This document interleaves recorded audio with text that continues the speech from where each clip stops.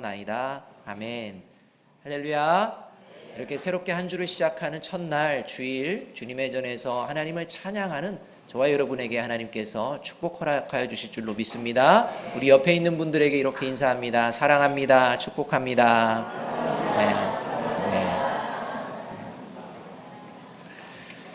사람은 누구나 인정받기를 원합니다. 그래서 저와 여러분도 예외는 아닐 것입니다. 학생 같은 경우는 원하는 학교에서 인정받기를 위해서 힘을 씁니다. 취업을 준비하는 이들은 자신이 원하는 직장에서 인정받기 위해서 이렇게 또 힘을 씁니다. 또 결혼을 준비하는 청년들은 마음에 드는 상대방 이성에게 인정받기 위해서 또 힘을 씁니다. 직장인은 보다 높은 지위에 있는 상사에게 인정받고 싶어하는 이런 마음을 가지고 또 살아갑니다. 정치인들은요, 자신의 정치적인 입지를 든든하게 해줄 그러한 대상, 이러한 대상에게 자신이 인정받기를 원하며 이렇게 힘을 씁니다. 어찌 보면 모든 사람들이 각 개인의 삶의 자리마다 자신이 인정받기를 원하면서 힘쓰고 애쓰는 모습을 우리가 볼 수가 있습니다. 저와 여러분도 그러한 모습으로 한 주간 한 주간을 살아가는 것 아니겠습니까? 인정받는다고 느낄 때 기쁨이 옵니다. 인정받다고 느낄 때요, 삶에 새로운 의욕이 생겨나는 것이 사실입니다. 그러나 인생을 살다 보면, 조금 더 살다 보면 깨닫게 되는 것들이 있습니다. 내가 인정받고 싶다고 인정받아지는 것이 아니라는 것도 경험하게 됩니다. 또 모든 사람이 나를 인정해 주었으면 좋겠다 싶지만 그런 일은 거의 일어나지가 않습니다. 또 어제 나를 인정해 주었다고 생각했던 그 사람이요, 어느 순간 오늘이라도 나를 인정하지 않는 이러한 모습을 우리가 경험할 수도 있습니다. 우리가 대표적으로 경험하고 있는 이 시대의 사건 중에 하나가 바로 대통령 탄핵이라는 이러한 사건 아니겠습니까? 많은 사람들의 인정을 받았더랬습니다. 그런데요, 많은 사람들의 인정으로부터 멀어져 버린 이러한 상황이 우리의 눈앞에 전개가 되었다는 것입니다. 또한 대통령 탄핵의 이 결과를 두고서도요, 한편으로는 인정받았음을 인하여서 또 다른 한편은 인정받지 못했음으로 인해서 여전히 나라가 지금 혼란스러운 가운데에 있는 것입니다. 인정받는다는 것 참으로 중요한 결과들을 낳게 됩니다. 이러한 혼란이 과연 차기 모든 국민이 인정하는 대통령, 또 모든 국민의 대통합을 이루는 대통령이 세워진다면 해결되어질 수 있을까요? 물론 이것을 위해서 그리스도인들은 기도를 해야 합니다. 그런데요, 우리가 분명히 알아야 될 것은 그 어떠한 존재를 통해서도 모든 문제를 해결하고 모든 이들에게 인정받는 대통령이나 또 모든 국민의 마음을 대통합으로 이루며 계속 진행할 수 있는 존재는 없다는 것입니다. 이것을 우리가 알아야 합니다. 이것을 알고 구해야 합니다. 그러기 때문에요, 그리스도인들이 이 통합에 대해서, 그리스도인들이 다스림에 대해서 기도할 때는요, 늘 언제나 교회와 관련된 부분들을 놓고 집중해서 기도해야 합니다. 왜냐하면 주님 오시는 날까지요, 선과 악은 혼재되어서 존재하기 때문입니다. 우리가 살아가는 곳이 그러한 곳입니다. 그런데요, 이 선과 악이 혼재되어지지 않고 이 선으로 악을 이겨내는 그러한 곳이 있는데 그것이 바로 교회요, 그러한 모임을 가지고 있는 사람들이 그리스도인입니다. 그렇기 때문에 진정한 대통합과 진정한 하나됨, 그리고 정말 귀한 모습들을 보여낼 수 있는 건 교회이기 때문에 이 나라와 민족을 위해서 기도할 때 언제나 교회를 위해서 기도해야 된다는 것입니다.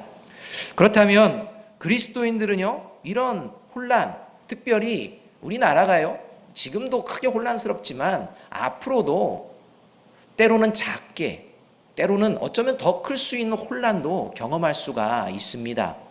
이러한 것들이 있어질 터인데, 이러한 상황 가운데 그리스도인은 어떤 마음을 가지고 이 혼란한 시대를 살아내야 하겠습니까?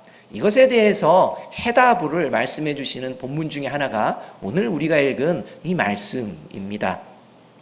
오늘 우리가 읽은 성경 말씀은 이 다윗이 혼란스러웠던 이스라엘을 완전히 통합하고 왕으로 등극하고, 이제 이스라엘의 수도도 헤브론에서 이제 모든 이스라엘을 다스릴 수 있는 예루살렘 성으로 옮기는 장면이 기록되어져 있습니다. 다윗을 왕으로 지지하는 모습과 관련되어서는요, 1절에서 보면 이스라엘의 모든 지파가 지지했다라고 말씀을 하고 있습니다. 3절에 의하면 이스라엘 모든 장로가 지지하고 있다라고 말씀하고 있습니다. 우리가 읽지는 않았지만 11절에서는요, 두로왕 히람, 이방의 나라 히람이라는 왕이 또한 지지해 주고 있다라고 말씀하고 있습니다.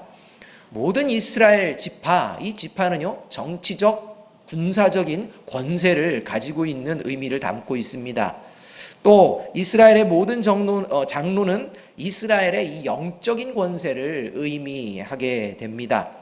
두로왕 히람은 이방 나라의 권세를 의미합니다. 따라서 이스라엘의 모든 정치, 군사, 영적인 권세, 그리고 이방 나라의 권세가 지금 다윗을 왕으로 인정하고 있는 이러한 장면입니다.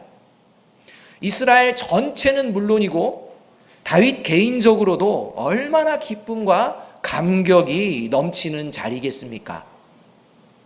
그런데 말입니다, 오늘 성경 어디에도 다윗이 이 일로 기뻐했다는 말이 기록되고 있지 않습니다. 사무엘상 11장 15절을 보면 이 이스라엘의 초대 왕인 사울이 이 길갈에서 왕으로 세움 받는 이런 장면이 나옵니다.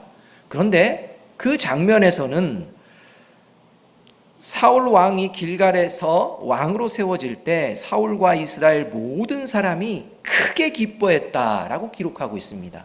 그냥 보통 기뻐한 것이 아니라 크게 기뻐했다, 이렇게 기록되고 있는 것과 비교해 보았을 때 지금 어수선한 이 이스라엘이요 다시 온전하게 하나가 되는 이 자리는요, 이거보다 더 기쁘고 더 기뻐해야 될 자리인 것입니다. 그럼에도 불구하고 기쁨에 대한 표현이 나타나지 않는 것, 이거 다소 어색해 보이는 장면이라는 것입니다. 더 나아가서 시편이 총 150편입니다. 그 중에 73편이 다윗의 시입니다. 그러니까 다윗이 자신의 기도문을 써서 하나님께 올려드리는 이러한 시편입니다. 이 73개의 시편은 다윗이 그동안 살아가는 삶 중에 겪었던 많은 상황들 가운데에 중요한 것들, 이러한 것들을 기록으로 남아 이것을 후대에도 알려주는 이러한 시편입니다. 그런데 그 다윗의 73편이라는 이러한 시편 어디에도 다윗은 자신이 이스라엘 왕이 되어서 기뻐하고 감격했노라 라고 노래하는 시편은 찾아볼 수가 없다는 것입니다. 인생에 있어서 어쩌면 이렇게 가장 기쁨이 있어야 할 자리, 기쁨의 노래가 기록되어져야 될 이 자리에 기쁨이라는 단어조차 보이지 않는 이유는 무엇일까요? 이것이 그리스도인들에게 이 땅을 살아가는 힘이 어디로부터 나오는지를 알려주는 장면이라는 것입니다. 다윗이 이러한 상황 가운데서도 자기의 삶의 상황 가운데도 정말 기쁨으로 몇 편이라도 써야 될 이런 자리, 전혀 그런 표현을 하지 않았던 이유, 그것은 바로 다윗의 관심은요 사람에게 있지 아니하였고 오직 여호와 하나님께만 있었기 때문입니다. 다윗은 오직 여호와 하나님께 인정을 받기를 원하고 갈망하는 삶을 살았습니다. 그러하기에 모든 사람의 지지를 얻으며 왕이 될 때도 기쁨이라는 단어를 성경에서는요 기록하지 않고 절제하고 있습니다. 그리고 이어지는 사무엘하 6장 14절 15절을 보면 하나님의 궤가 다윗성에 들어올 그때서야 비로소 다윗은 힘을 다하여 춤을 추고 옷이 벗겨질 정도로 즐거워하며 환호하였다라고 기록하고 있는 것입니다. 자신이 왕된보다 하나님께서 이제 자신의 처소인 다윗성에 임재하셔서 항상 함께 하심이 가장 큰 기쁨임을, 가장 다윗이 바라던 거였음을 보여주는 장면인 것입니다. 여러분, 저와 여러분이 인생을 살아가며 바라고 갈망하는 참된 기쁨은 사람의 인정을 받는 것이 아니라 살아계신 하나님의 인정을 받는 것임을 잊지 마시기 바랍니다. 이 살아계신 하나님이 나를 인정해 주고 계심을 믿습니다. 이 믿음이 그리스도인들을 오늘 이 시대에 또 다음 시대를 살아가게 하는 힘이 되어지는 것입니다. 이것을 붙들고 다윗은 살았던 것입니다. 다윗은 완벽한 사람이 분명히 아니었습니다. 우리가 잘 압니다. 우리와 같이 죄에서 자유할 수 없는 연약한 죄, 아니요. 우리가 생각하기에, 상상하기에, 아니 우리가 평생에 지을 수 없는 그러한 아주 악한 죄를 저지른 이러한 존재가 다윗이라는 것을 우리가 알고 있습니다. 그럼에도 불구하고 이스라엘이 만들어지고 이스라엘이라는 국가가 만들어진 뒤 지금까지 이스라엘의 모든 백성들이 그토록 사모하고 지금도 여전히 자랑하고 있는 왕으로 다윗을 기억하고 있는 이유가 무엇이겠습니까?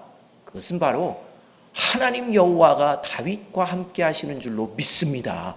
이 믿음이요, 지금 유대인들에게도 있다는 것입니다. 이러한 다윗에 대해 하나님께서는 사도행전 13장 22절에서 이렇게 말합니다. 내 마음에 맞는 사람이라 내 뜻을 이루리라, 이렇게 말씀하셨고, 하나님이 약속하신 이 말씀처럼 다윗을 이스라엘의 위대한 왕으로 역사적으로 남겨두셨을 뿐만 아니라 다윗의 계보를 통해 예수 그리스도를 이 땅에 오시게 하나님께서 약속하신 약속을 이루어 내시고 예수 그리스도께서 이 땅에 마감하시며 다 이루었다 라고 선포하신 것입니다. 이 하나님의 이 선포, 이 하나님의 이 은혜가 있기에 저와 여러분이 이 자리에서 예배 드리게 되어진 것입니다. 다윗이 이 평생토록 품었던 여호와께서 나와 함께 하심을 믿습니다. 여호와께서 나와 함께 하시기를 간절히 원합니다 라는 이 고백과 갈망이 저와 여러분의 고백과 갈망이 되어지기를 간절히 바랍니다. 그리할 때 하나님의 놀라운 계획이 저와 여러분을 통해 이루어짐을 삶의 자리에서 경험하시기를 주님의 이름으로 축복합니다. 그렇다면 이렇게 여호와께서 나와 함께 계심을 믿습니다. 여호와께서 나와 함께 계시기를 간절히 원합니다 라는 이러한 갈망, 믿음, 이것은 구체적으로 무엇을 오늘 본문에서 말해주고 있는 것일까요? 첫 번째는요, 하나님의 때를 기다리며 인내와 겸손으로 삶을 살아내는 것을 말합니다. 하나님의 때를 기다리며 인내와 겸손으로 삶을 살아내는 것, 이것이 여호와께서 나와 함께 하심을 믿습니다. 여호와께서 나와 함께 하시기를 갈망합니다 라는 고백이라는 것입니다. 오늘 다윗을 보면요, 다윗은 스스로 왕이 되고자 한 적이 한 번도 없었습니다. 그 이유는 왕으로서의 소명을 받았는지 안 받았는지 확신이 없었기 때문이 아니라 하나님의 때를 기다렸기 때문입니다. 하나님이 세워주시는 때를 기다렸던 것입니다. 자기의 힘으로 왕의 자리에 앉으려고 하지 않았다는 것입니다. 더 나아가 진정한 왕은 오직 하나님 한 분이심을 그는 알았기 때문입니다. 오직 진정한 왕이신 하나님이 세우시는 그 순간까지 기다렸습니다. 사무엘상 18장 7절을 보면 다윗이 골리앗을 이긴 후에 많은 사람들이 다윗을 높이는 것 삶의 자리에서 경험했습니다. 사무엘상 18장 13절을 보면 다윗이 이제 천부장이 되어서 많은 백성들의 명망을 얻어가는, 실제로 권세를 얻어가는 장면도 기록되어지고 있습니다. 사무엘상 18장 16절을 보면 이제는 더 나아가서 온 이스라엘과 유다가 다윗을 사랑했다 라고 말할 정도로 많은 백성들의 사랑을 받고 있음을 그는 경험하고 있었습니다.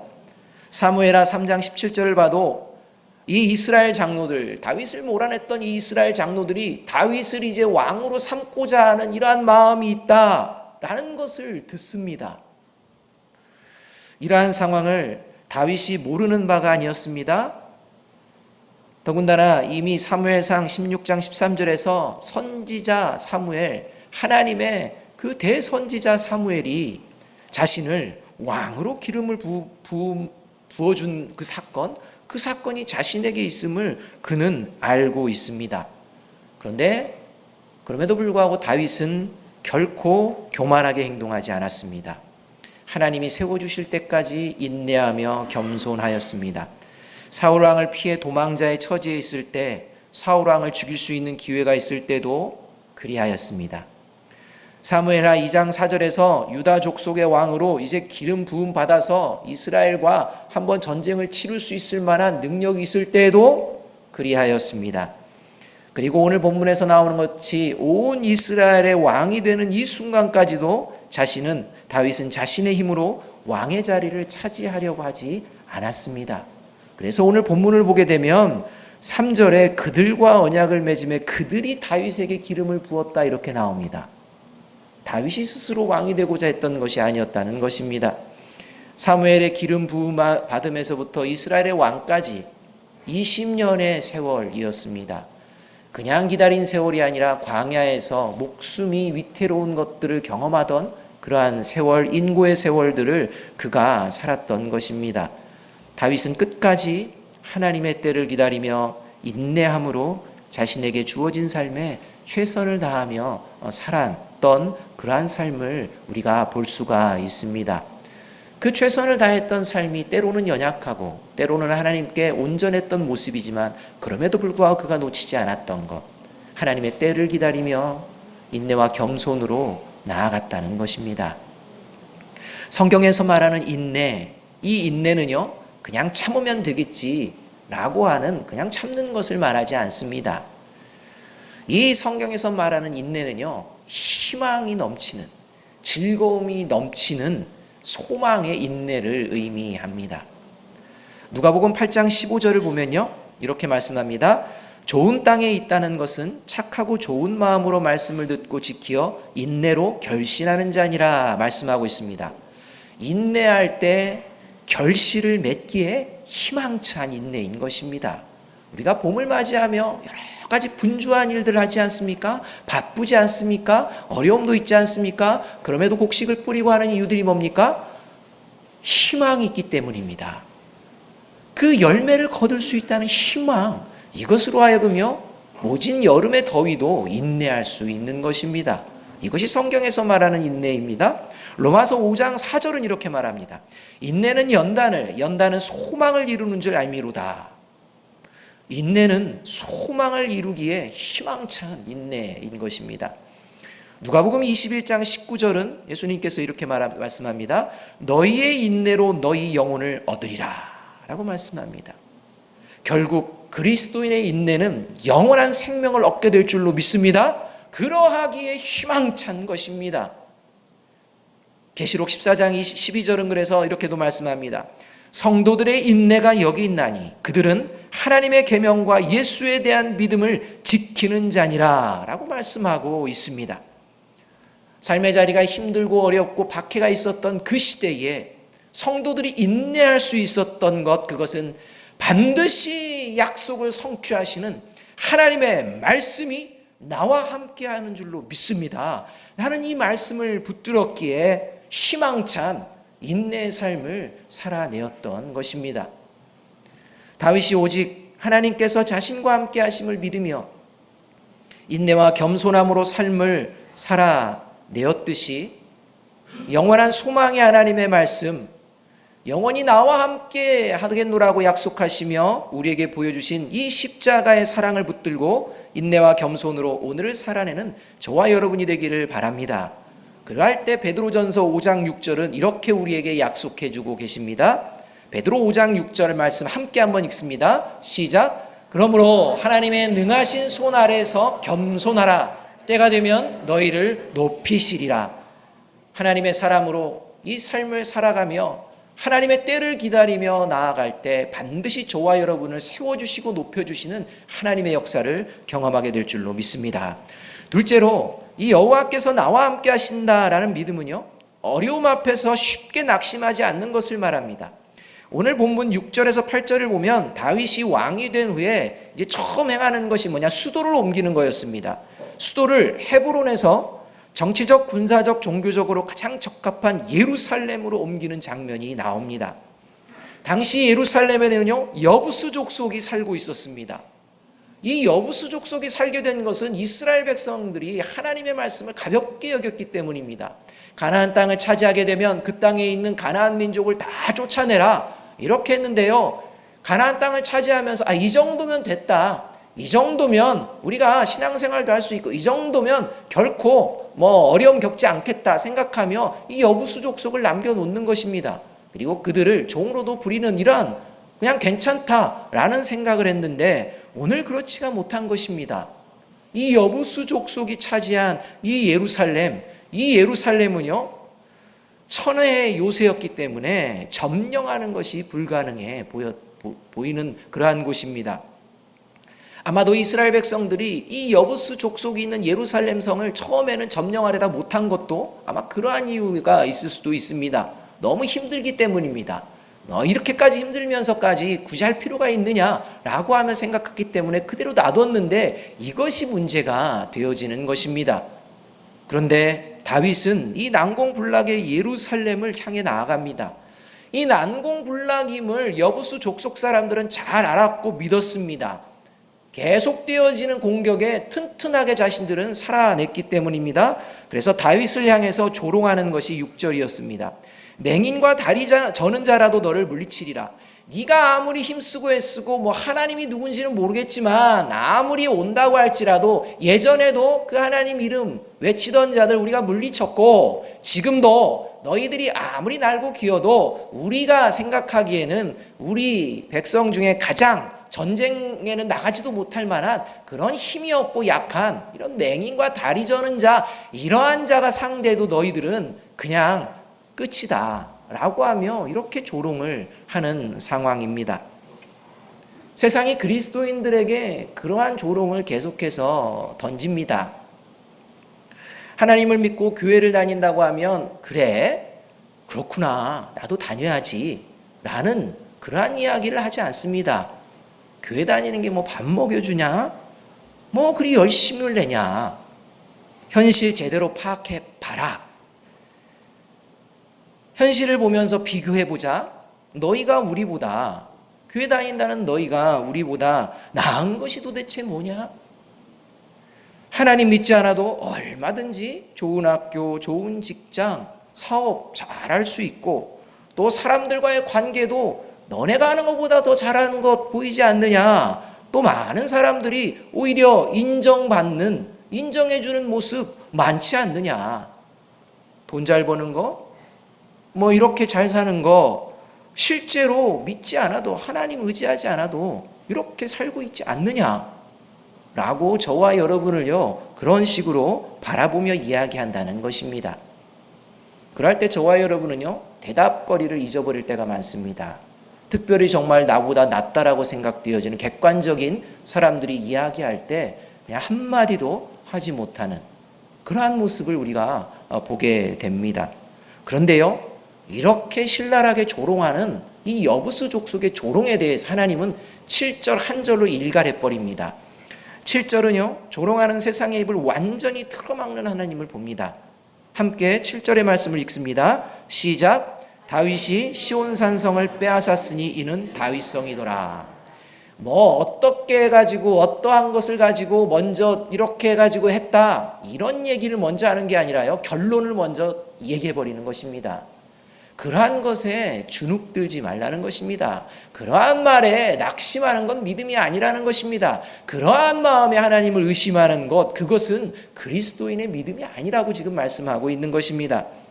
하나님께서는 낙심되어지는 상황에서도 구하는 자에게 지혜를 주시는 분임을 우리는 믿고 있습니다. 세상을 이기는 방법을 하나님께서는 분명히 알려주시고 계십니다. 오늘 8절에서는요 다윗이 시온산성을 빼앗은 그 비결이 뭐냐? 바로 하나님의 지혜로부터 나왔다는 것을 우리가 볼 수가 있습니다. 여부스 족속은요 예루살렘 성을 이 수로를 통해서 군사들이 비밀리에 올 것이라고 예상을 하지 못했습니다.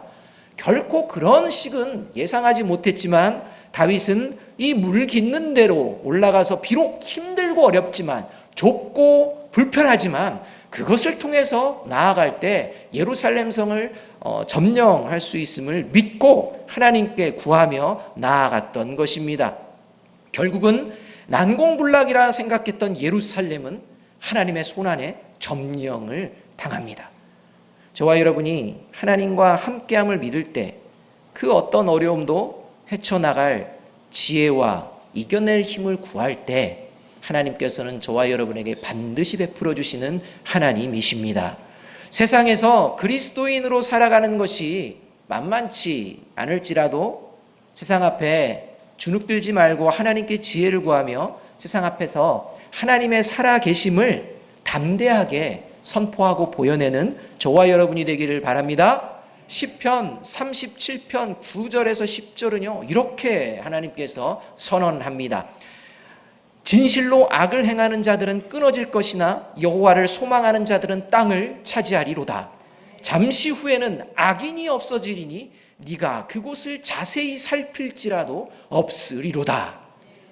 히브리서 10장 35절은 이렇게 세상 가운데에 어렵고 힘든 상황이 있음에도 불구하고 하나님의 사람은 이렇게 살아간다라고 그리고 이렇게 약속해 주십니다. 함께 한번 읽어봅니다. 시작.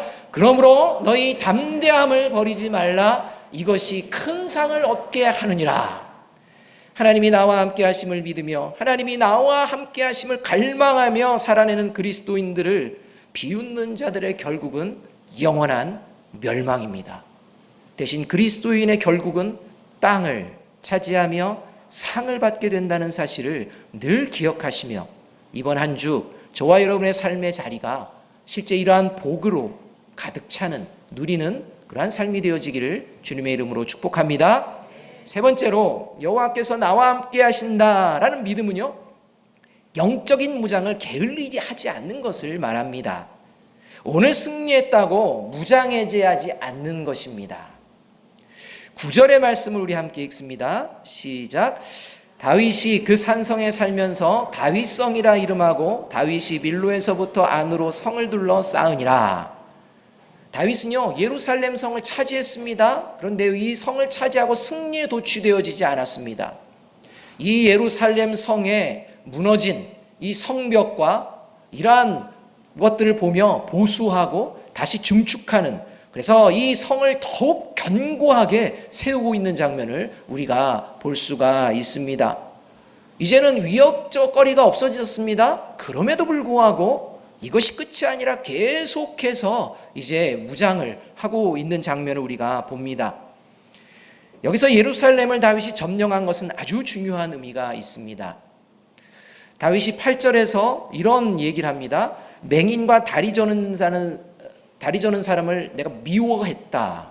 그리고 이 맹인과 다리 저는 사람은 이 다윗성 집에 들어오지 못하게 했다라고 선언하고 있습니다. 여러분, 이것이 사람을 차별하겠다라고 하는 다윗의 선언이 아닙니다.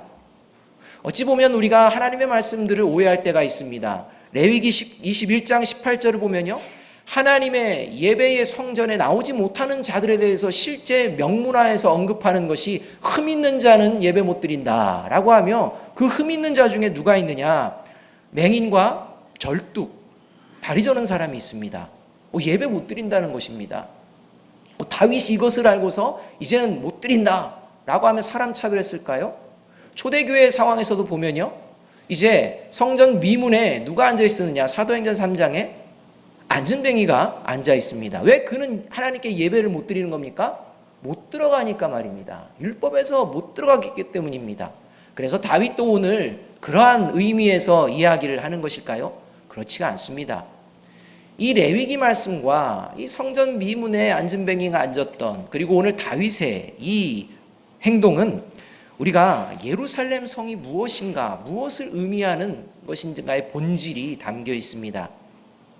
바로 하나님의 성전은 세상의 가치에 휘둘리는 세속화되는 그러한 곳이 아니라 거룩한 곳임을 말씀하고 있습니다. 변질되어지는 곳이 아니라 거룩을 향해 새롭게 세워지는 곳이라고 말씀하고 있다는 것입니다.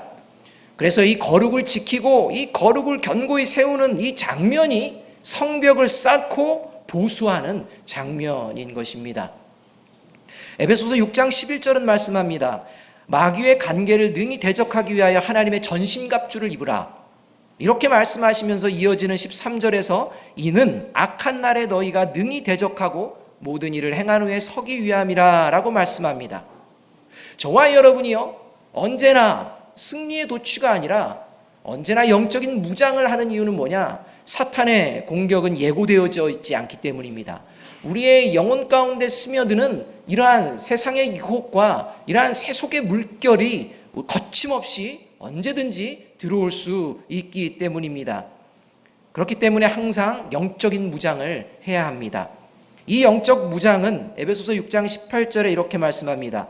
모든 기도와 간구를 하되 항상 성령 안에서 기도하고 이를 위하여 깨어 구하기를 항상 힘쓸 때 이 영적인 무장이 제대로 되어진다라고 말씀하고 있습니다. 자, 이제 우리의 상황을 봅시다. 예수 그리스도를 구주로 영접한 후 저와 여러분의 믿음은 더욱 성숙해져 가고 있는 줄로 믿습니다. 그러하기 위해서 영적 무장을 게을리해서는 안 됩니다. 그런데 과연 저와 여러분이 이러한 영적인 무장을 예수 그리스도를 구주로 고백하고 세례를 받는 그 순간부터 과연 제대로 해내고 있는가 돌아보아야 합니다. 예배의 자리, 말씀의 자리, 기도의 자리 등 이 영적으로 무너져 가는 곳은 없는지, 보수해야 될 나의 모습은 없는지 계속해서 돌아보고 점검해야 합니다.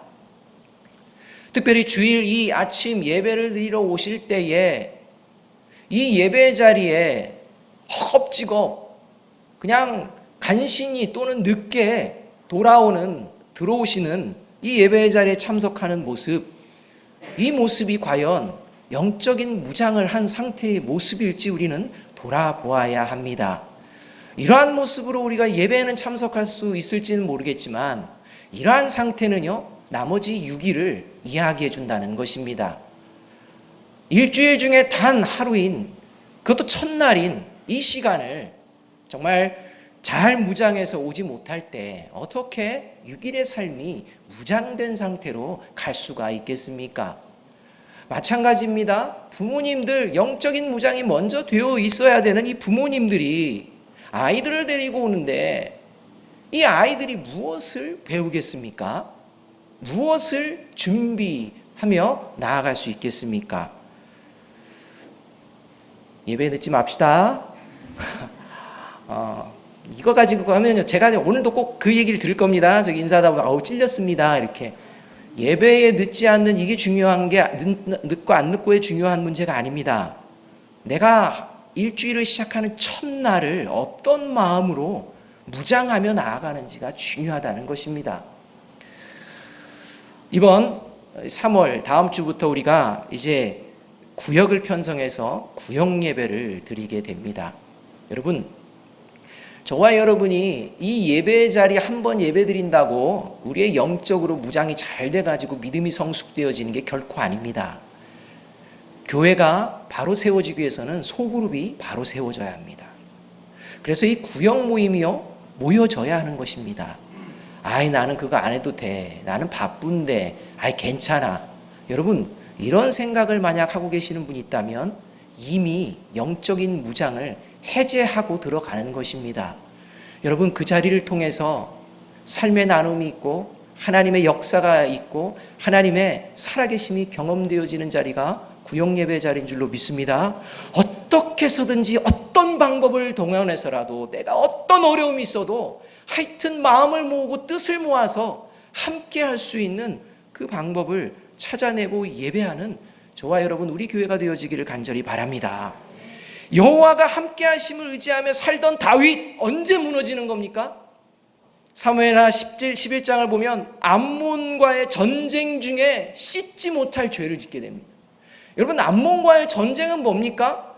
지금 이스라엘 백성들 군사들이 생명을 걸고 완전 무장한 상태로 이렇게 나아가 치열한 싸움을 나라를 지키기 위해서 무장하며 싸우고 있는데 왕이라는 존재가 영적인 무장을 하고 나가지는 않을지라도 기도는 해야 되는 거 아닙니까? 그런데 뭐 하고 있었습니까? 완전히 무장을 해제했습니다. 그리고 자기가 얼마나 많은 일을 이루었는지 왕궁을 돌아다니면서 결국에는 정욕에 사로잡히며 씻을 수 없는 죄를 짓고 무너져 버리는 모습을 우리가 볼 수 있다는 것입니다. 이스라엘 백성이 하나님의 백성으로 택함 받았다가 영적 무장을 해제했기 때문에 멸망한 거 아니겠습니까? 다시 포로 생활에서 돌아와 하나님의 말씀을 맡았고 이제 이 영적인 무장을 잘하겠습니다라고 했던 종교 지도자들이 자기의 야욕과 자기의 것들을 이루기 위해서 그 마음으로 살다가 영적 무장은커녕 자기들의 욕심을 이루고 살다가 예수 그리스도마저 십자가에 못 박는 이러한 현실이 벌어진 거 아니겠습니까? 예수 그리스도가 구주십니다, 하나님의 아들이십니다라고 그 많은 순교의 피를 흘리면서 세워졌던 초대교회, 이 초대교회를 이어받은 천주교, 이 천주교가 영적 무장을 해제하며 끝없는 타락의 길로 걸어간 거 아닙니까? 이러한 것들을 바라보며 하나님의 사람들이 마음 아파하며 하나님의 말씀을 붙들고 다시 한번 영적인 무장을 합시다 하면서 개혁을 해낸, 저와 여러분이 좀 속한 이 장로 개신교가 영적 무장을 하며 나아갔던 그런 교단이 개신교가 아닙니까? 그런데 지금 그러한 영적 무장을 모두 해제하고 세상과 함께 타락의 길로 걸어가고 있는 것은 아닌지 돌아보아야 합니다. 그래서 오늘 우리나라가 이렇게 혼란스러운 것이 아닐까요? 그렇습니다. 사랑하는 여러분, 지금은요 영적인 무장을 할 때입니다. 무너진 곳, 나의 영적인 자리에 무너진 곳이 어디 있는지를 살펴보아야 합니다. 그리고 수축해야 합니다. 하나님께서는 저와 여러분에게 깨어있으라 말씀하십니다. 전신갑주를 입고 무장하자고 말씀하고 계시는 겁니다. 그것이 저와 여러분이 승리하는 길입니다. 우리 교회가 승리하는 길입니다. 우리나라와 민족이 회복되어지고 다시 세워지는 길인 줄로 믿습니다. 거룩한 믿음 위에 자신을 세우며 성령으로 기도하며 하나님의 사랑 안에서 나 자신을 먼저 지키는 저와 여러분이 되기를 바랍니다. 지금 어떤 상황에 놓여 있습니까? 그런 상황이 되어진 이유가 어디에 있다고 생각하십니까? 하나님께서 지금 나와 함께 하심을 믿는다면, 하나님께서 나와 함께 하심을 간절히 갈망한다면 하나님의 뜻이 때가 되면 반드시 저와 여러분의 삶의 자리에서 이루어지게 될 줄로 믿습니다. 이 믿음을 가지고 조금 더 겸손함으로 인내해 봅시다. 어려운 상황에 놓여 있을지라도 낙심하지 맙시다. 하늘로부터 오는 지혜를 구합시다. 그리고 함께 모여 우리의 흩어졌던 마음들을 모아서 하나님의 거룩을 회복해 냅시다. 여호와가 오늘 나와 함께 하심을 믿고 나아갈 때 다윗을 점점 강성하게 만들어주신 하나님께서 저와 여러분과 삶의 자리에 동행해 주십니다. 영적인 무장을 게을리지 않는 우리의 모습을 통해 하나님의 인정을 받을 뿐더러 하나님의 살아계심이 세상에 보여지고 또 하나님께서 주시는 상을 받는 우리 아름다운 교회, 아름다운 성도들이 되기를 주님의 이름으로 축복합니다. 기도하겠습니다. 사랑과 긍휼이 풍성하신 하나님 아버지, 목동이었던 다윗을 온 이스라엘의 왕으로 삼으신 것처럼 오늘 저희들을 예수 그리스도의 보혈로 왕같은 제사장으로 귀한 존재로 우리를 여기시고 이 자리에 불러주심을 믿습니다. 부족한 자처럼 세상으로부터 인정받고 싶어 갈급해하지 않게 하시고 만군의 여호와 하나님께서 나와 함께 하시며 그 십자가의 사랑이 나를 이끄심을 믿고 오직 주님께 담대함의 용기를 얻고 기뻐하며 나아가는 저희들 되게 하여 주옵소서. 어려운 일 당할수록 더욱 십자가를 붙들어 하늘의 지혜로 잘 감당케 하시고 결국 삶의 자리에서 하나님께 영광 올려드리는 우리 모두가 되게 인도하여 주옵소서. 그리하여 악의 영이 쫓겨가는 이러한 모습들을 우리의 삶의 자리 가운데 경험하는 복된 인생 될 수 있도록 함께하여 주옵소서. 예수 그리스도의 이름으로 감사하며 기도하옵나이다. 아멘.